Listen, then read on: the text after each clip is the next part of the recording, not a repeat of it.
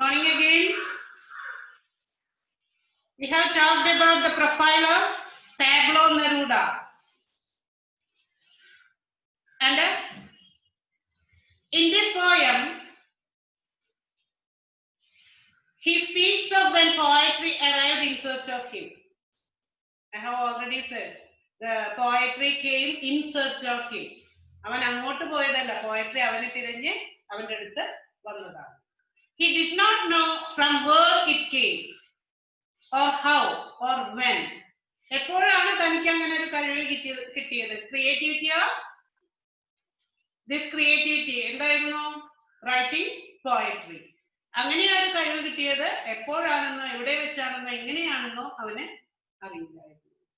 He did not hear voice speaking to him. എന്ന് പറഞ്ഞാൽ അവൻ അങ്ങനെ ഒരു കഴിവ് കിട്ടുന്നതിന് മുന്നേ ആരെങ്കിലും അവനോട് സംസാരിക്കുകയോ അല്ലെങ്കിൽ എന്താണ് ആരെങ്കിലും അവനെ വിളിക്കുകയോ ഒന്നും ചെയ്തിട്ടില്ല.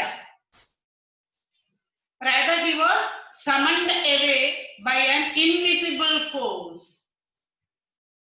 Invisible force എന്ന് പറഞ്ഞാൽ നമുക്ക് കാണാൻ സാധിക്കാത്ത ഏതോ ഒരു ശക്തി അവനെ വിളിപ്പിച്ചതാണ്. And it touched him. That invisible force touched him. Something started in his soul. ആ സമയത്ത് എന്തോ അവന്റെ ആത്മാവിൽ എന്തൊക്കെയോ നടക്കുന്നതായി അവന് തോന്നി. Started in his soul like a fever. എന്തുപോലെ പനി വരുന്നത് പോലത്തെ ഒരു അവസ്ഥ. And he made his own way deciphering the fire. ആ ഫയറിനെ കുറിച്ച് അവൻ മനസ്സിലാക്കിയതുപോലെ പറഞ്ഞു തരാണ്. ഡിസൈഫറിങ്, അതിനെ എന്താ പറയാ, എന്താണോ അവൻ മനസ്സിലാക്കിയത് അതിനെ ഡിസൈഫർ ചെയ്യുക,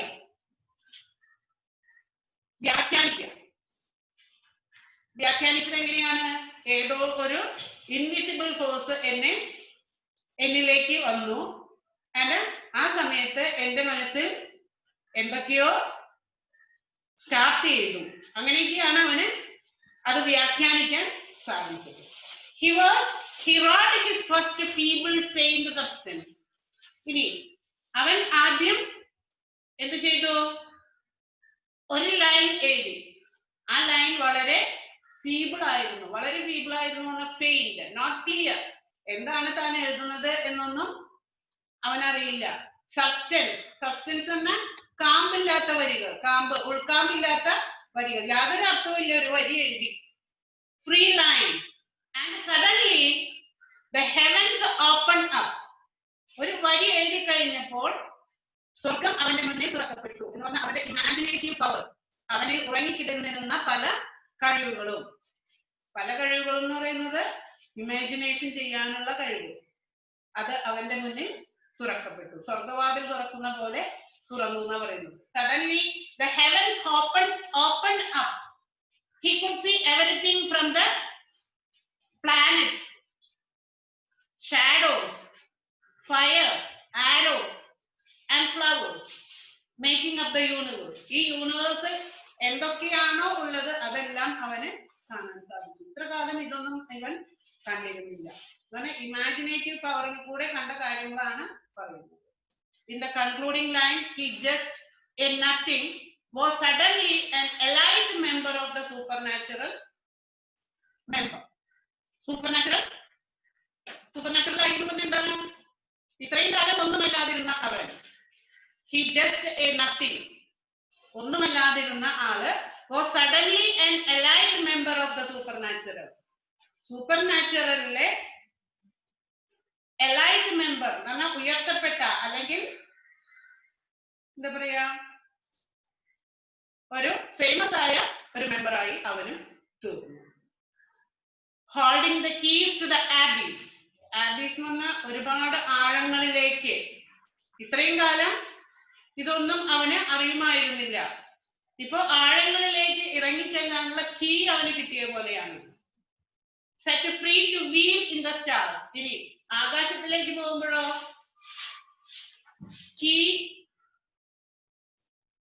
keys to the abyss, set free to wheel, ചുറ്റിക്കറങ്ങുക. ഫ്രീ ആയി ഇങ്ങനെ ചുറ്റിക്കറങ്ങുക, മനസ്സ് ഫ്രീ ആക്കി വിട്ട് ചുറ്റിക്കറങ്ങുക. In the star.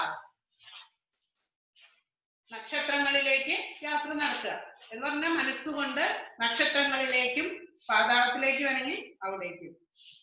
He describes it as if heartbreaking, loose on the wind.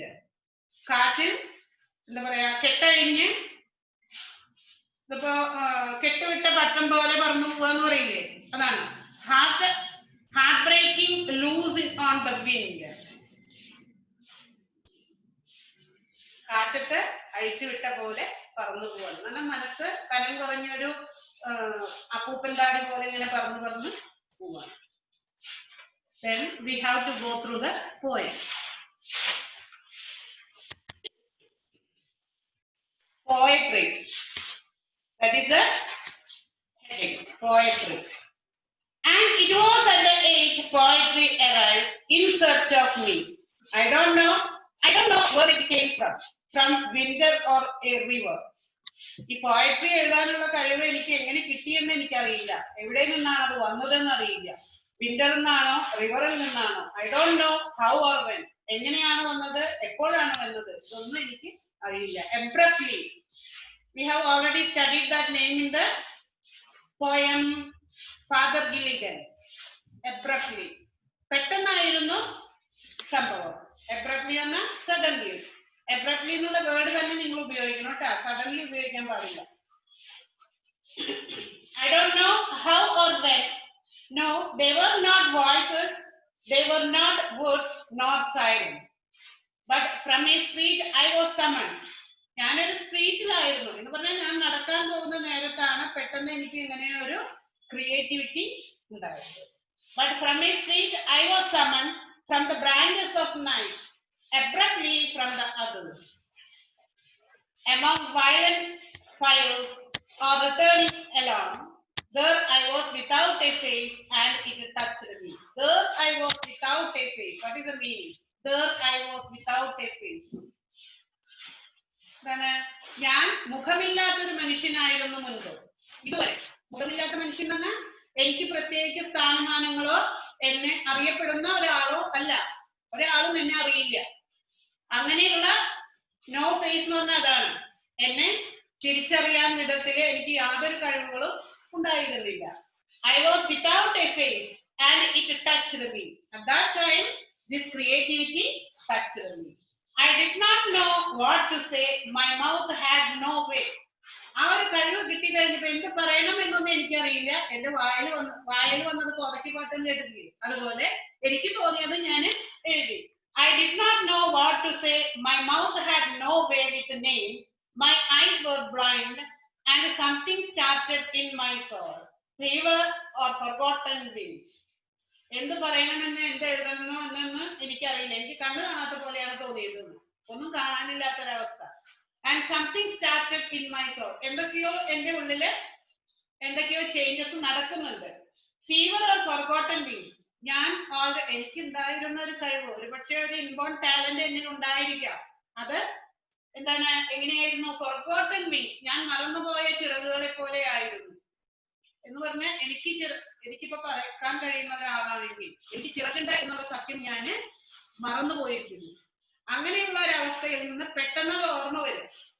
അങ്ങനെയാണ് ഇവിടെ പോയട്രി എഴുതാനുള്ള കഴിവ് ഇദ്ദേഹത്തിന് കിട്ടിയപ്പോൾ അദ്ദേഹത്തിന് തോന്നിയത്. And something started in my soul, fever or forgotten wings, and I made my own way, deciphering that fire. എനിക്ക് എന്റെ ഉള്ളിൽ തോന്നിയത് ഞാൻ എന്റേതായ രീതിയിൽ വ്യാഖ്യാനിക്കാൻ ശ്രമിക്കുകയാണ്. I made my own way, deciphering that fire. എന്റെ ഉള്ളില് ഉണ്ടായിരുന്ന ആ തീപ്പൊരി. And I wrote the first faint line. അങ്ങനെ ഞാൻ എന്റെ ആദ്യത്തെ ലൈൻ എഴുതി. Faint without substance. Faint means not clear. Without substance. ഉൾക്കാമ്പില്ലാതെ എന്ന് പറഞ്ഞാൽ ഒന്നുമില്ല. വായിച്ചു നോക്കി എന്തപ്പത് ഇങ്ങനെ എഴുതിയേക്കുന്നത്, മോഡേൺ കവിതയെന്ന് പറയുന്നത്. ഒന്നും മനസ്സിലാവാത്ത ഒരു കവിത വായിച്ചു കഴിഞ്ഞാൽ നമ്മൾ അങ്ങനെ പറയും. അതുപോലെ ഒരർത്ഥവും ഇല്ലാതെ ഒരു line. Faint without substance, pure nonsense. Nonsense ആണ് ഞാൻ എഴുതിയത്.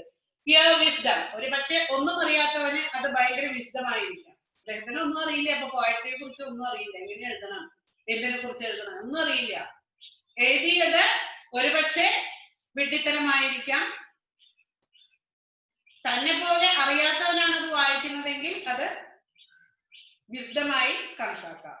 Pure wisdom or someone who knows nothing and suddenly I saw the heavens unfastened and open, planets palpitating, plantation shadow perforated, riddled with arrows, fire and flowers, the winding night, the universe.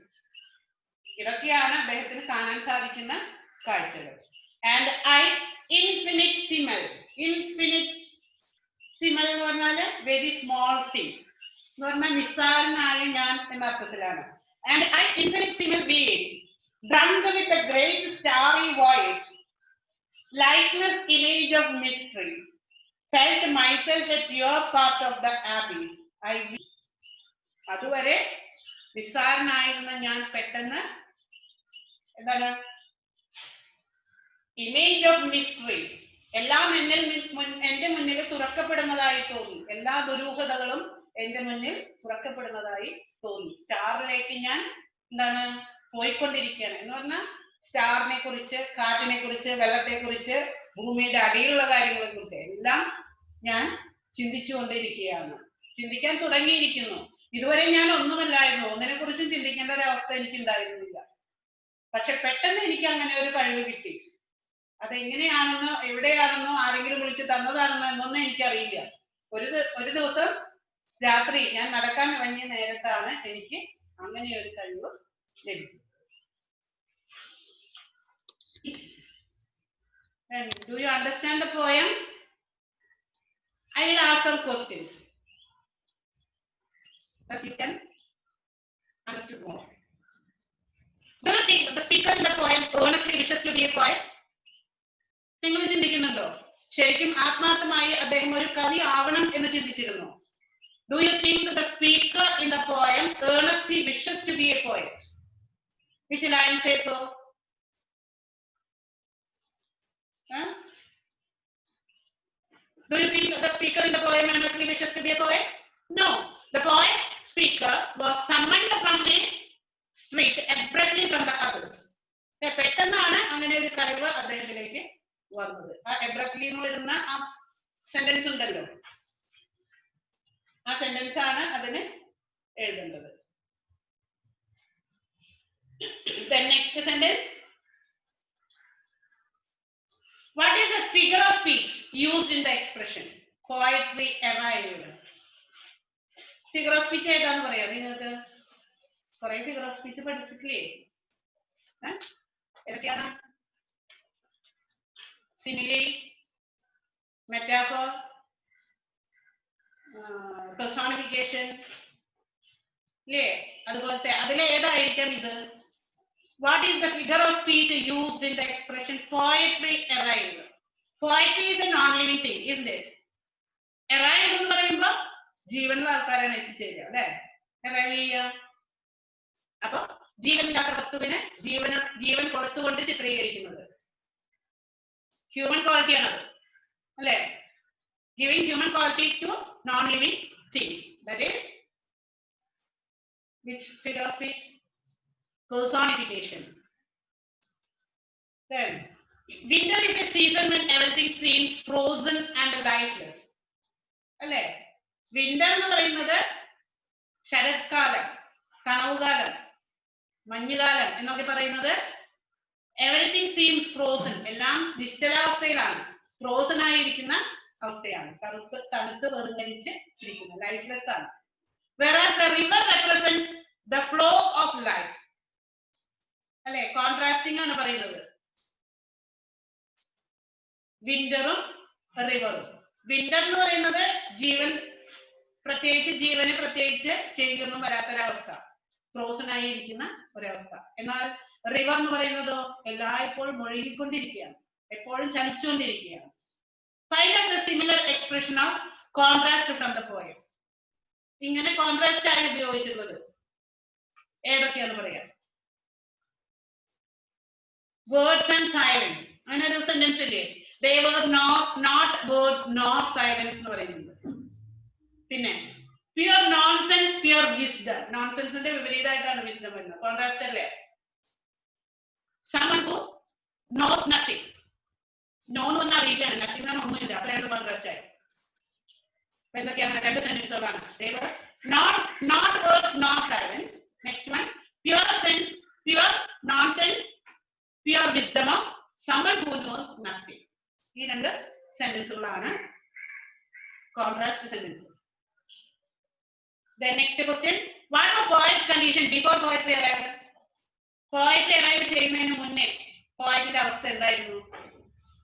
Poet was without face. പറയുന്നത് എനിക്ക് പ്രത്യേകിച്ച് ഒരു മുഖം ഉണ്ടായിരുന്നില്ല എന്ന് പറഞ്ഞാൽ മറ്റുള്ളവരെ എന്നെ ഐഡന്റിഫൈ ചെയ്യാൻ മാത്രം കഴിവുകൾ എനിക്ക് ഉണ്ടായിരുന്നില്ല. ആ ഫോണിട്ടാണ്, കവിത എഴുതുന്ന ആളാണ്, അതല്ലെങ്കിൽ കഥ എഴുതുന്ന ആളാണ്, അങ്ങനെ എന്തെങ്കിലും പറഞ്ഞ് ഐഡന്റിഫൈ ചെയ്യാൻ മാത്രമുള്ള ഒരു കഴിവും എന്നിൽ ഉണ്ടായിരുന്നില്ല. എന്നെ ആരും തിരിച്ചറിഞ്ഞിരുന്നില്ല എന്നാണ് പറയുന്നത്. Poet was without face. ഒരുപാട് ആളുകൾ ഒന്നിച്ച് നടക്കുമ്പോൾ നമ്മളെ തിരിച്ചറിയണമെങ്കിൽ നമുക്ക് എന്തെങ്കിലും സ്പെഷ്യൽ ക്വാളിറ്റീസ് വേണം, അല്ലേ? അതല്ലെങ്കിൽ ഏതോ ഒരാള്, അത്രയേ ഉള്ളൂ. Then he was without faith means without creativity and passion.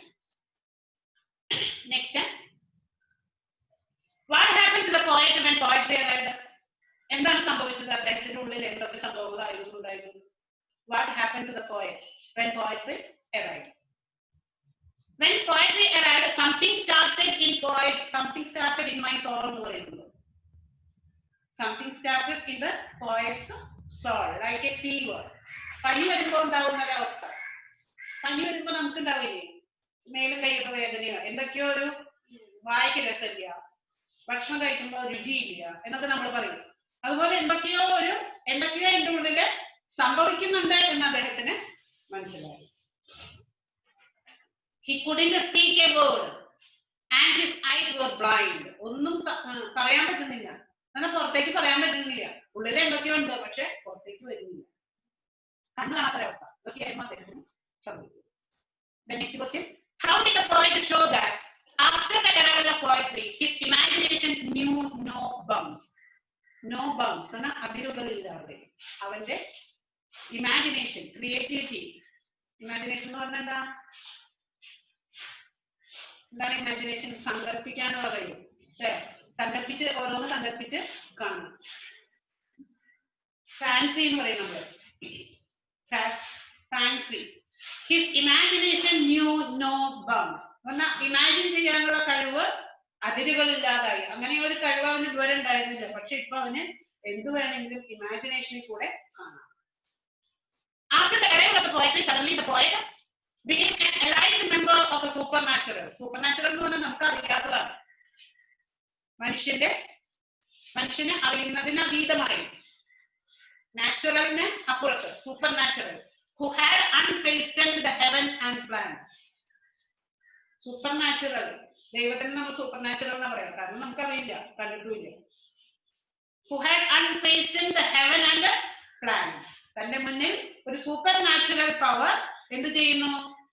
ഹെവന്റെയും പ്ലാനറ്റ്സിന്റെയും ഒക്കെ കൂട്ട് തുറന്നു തരുന്നു എന്ന് പറഞ്ഞാൽ അതിലേക്ക് കടക്കാനുള്ള വാതിൽ തുറന്നിട്ട് കൊടുക്കുകയാണ് ഈ കവിതയിൽ. Then poetic intuition is like seeing without eyes. Which line says so? Poetic intuition എന്ന് പറഞ്ഞാൽ എന്താ അർത്ഥം?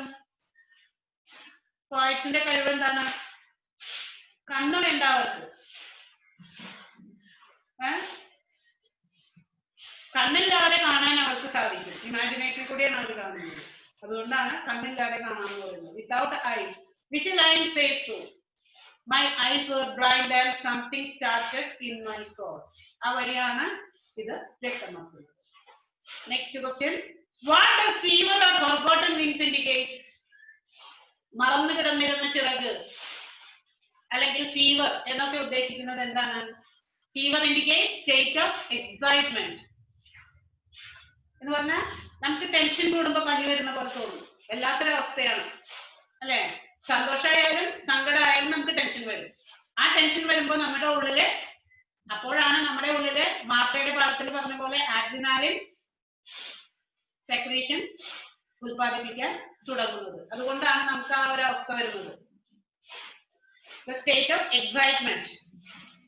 And forgotten means refer to his unseen or forgotten creativity. അവനിൽ ഉറങ്ങിക്കിടന്നിരുന്ന അല്ലെങ്കിൽ അവൻ മറന്നു കിടന്നിരുന്ന, കാണാതെ പോയിരുന്ന കാണാതെ കിടന്നിരുന്ന അവൻ ഇതുവരെ അറിഞ്ഞിട്ടില്ല എങ്ങനെ ഒരു കഴിവ് എനിക്കുണ്ടെന്ന്. പക്ഷെ അവന് ഇൻബോൺ ആയിട്ട് ആ ഒരു ടാലന്റ് ഉണ്ടായിരുന്നു. അത് പെട്ടെന്ന് ഉണർന്ന് വരികയാണ്. ഫീവർ എന്ന് പറയുന്നത്, fever indicate state of excitement and forgotten means refer to his unseen or forgotten creativity. Then, how does the vast, infinite and complex universe unfold itself before the poet in the poem? How does the vast, infinite and complex universe? ആകെ കുഴഞ്ഞു പറഞ്ഞതാണ്. Universe എന്ന് പറയുന്നത് ഒരു സംഭവം മാത്രം അടങ്ങുന്നതല്ല, ഒരുപാട് കാര്യങ്ങളുള്ളതാണ്. അതാണ് കോംപ്ലക്സ് എന്ന് പറയുന്നത്. Universe unfold itself before the point in the point. എങ്ങനെയാണ് അത് അവന്റെ മുന്നിൽ തുറന്നു വന്നത് എന്ന് പറഞ്ഞാൽ പ്രപഞ്ചത്തിന്റെ രഹസ്യങ്ങൾ അവന്റെ മുന്നിൽ തുറന്നത് എങ്ങനെയായിരുന്നു, എന്തായിരുന്നു? Suddenly he so the heavens opening up, he so the planets and palpitating plantations. Palpitating plantations എന്ന് പറഞ്ഞാൽ പച്ചപ്പ് എന്ന് പറഞ്ഞാൽ വൃക്ഷങ്ങൾ. He saw perforated shadows riddled with arrows. Perforated shadows. ഷാഡോസിന്റെ ഉള്ളിൽ കൂടെ ആരോസ് പറന്നു പോവുക എന്ന് പറഞ്ഞാൽ അമ്പുകൾ. with arrows. Perforated ഓട്ടകൾ ഉണ്ടാക്കിക്കൊണ്ട് എന്ന് പറഞ്ഞാൽ നിഴലുകളായി നിന്നിരുന്ന തന്റെ കഴിവുകളെ ഓരോ ജ്ഞാനത്തിന്റെയും ഓരോ ആരോസ് പോകുമ്പോ അവിടെ ഓട്ടയവും ആദ്യം കൂടെ ഇങ്ങനെ വെളിച്ചം വരും എന്ന് പറഞ്ഞാൽ അദ്ദേഹത്തിന് അറിവുകൾ കിട്ടുകയാണ്, അല്ലെങ്കിൽ അദ്ദേഹത്തിന്റെ കഴിവുകൾ അദ്ദേഹത്തിലേക്ക് തിരിച്ചു വരികയാണ്. With arrow fire and flowers and the winding night in fact നമ്മുടെ യൂണിവേഴ്സിലുള്ള കാര്യങ്ങളാണ് ഈ പറയുന്നത്. എന്തൊക്കെയാണ്? Planets, palpitating plantations, perforated shadows, arrows, fire and flowers, and winding night. All these are included in this universe itself. The next, what do you think is referred to as fire and flowers? Fire and flowers അർത്ഥമാക്കുന്നത് എന്താണ്? Fire stands for sun and flowers stands for stars. സ്റ്റാർസിനെ കുറിച്ചും സണ്ണിനെ കുറിച്ചും ഒക്കെയുള്ള അവന്റെ അറിവില്ലായ്മ, അല്ലെങ്കിൽ ഒന്നും അറിയില്ല, അവന് ഇതിനെക്കുറിച്ചൊന്നും അറിയുമായിരുന്നില്ല. ഇപ്പൊ അവൻ ഇമാജിനേഷനിൽ കൂടെ എല്ലാം കാണാൻ ശ്രമിക്കുകയാണ്. Figuratively fire can mean the imaginative power. Fire എന്ന് പറഞ്ഞാൽ ഇമാജിനേറ്റീവ് പവർ എന്ന് അർത്ഥമാക്കാം. ഓഫ് ഹിസ് സോൾ, അവന്റെ മനസ്സിന്റെ ഇമാജിനേറ്റീവ് പവർ ആണ് ഇവിടെ ഫയർ എന്നതുകൊണ്ട് അർത്ഥമാക്കുന്നത്. And the flowers can mean the imaginative power of the soul. രണ്ടും അങ്ങനെയാണ്. Flower can mean the thoughts and ideas that bloom there. Thoughts എന്ന് പറഞ്ഞാൽ അപ്പൊ ബ്രെയിനിലായി അല്ലെ, മറ്റേത് സോളും ഇത് ബ്രെയിനുമാണ്. ഫയർ എന്ന് പറയുന്നത് സോളിൽ ഉണ്ടാവുന്നതും ഫ്ലവേഴ്സ് എന്ന് പറയുന്നത് ചിന്തകളിൽ വിടരുന്നതുമാണ്. Can mean the thoughts and the ideas that bloom there. Then, after finishing this poem, I will send the notes. Then you have to hear this class and find out the question answers. I have already told you have to write from the hearing the class. Then, today I am winding this class here. Till the next class, bye.